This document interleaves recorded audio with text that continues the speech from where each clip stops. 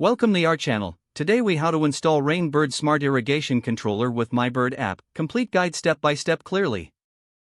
Begin by gathering all necessary tools and materials for the installation. Ensure you have your MyBird Smart Irrigation Controller and a smartphone with the MyBird app downloaded. Begin by turning off the power to your existing irrigation system. Disconnect the existing controller from the wall and carefully remove the wires connected to it. Take note of how the wires are connected to the old controller. Label each wire if necessary, using tape for reference during the new installation. Mount the new MyBird Smart Irrigation Controller to the same location.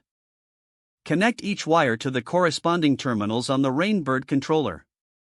Make sure to secure each connection to prevent any loose wiring.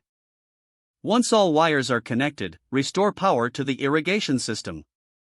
Next, turn on your smartphone and open the MyBird app. You will need to create an account or log in if you already have one. Follow the prompts in the app to add your MyBird Smart Controller. Make sure your smartphone is connected to Wi-Fi for optimal performance.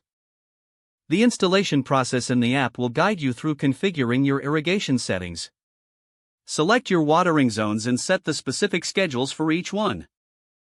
Adjust the settings based on the type of plants in each zone. Utilize the app's weather-based features to optimize your watering schedule.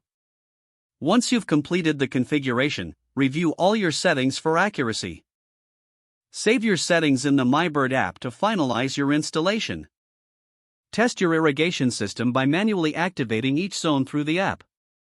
Ensure all zones are working properly and adjust as necessary. Regularly monitor your system's performance and adjust the schedule based on weather conditions. Enjoy the convenience of your newly installed smart irrigation system.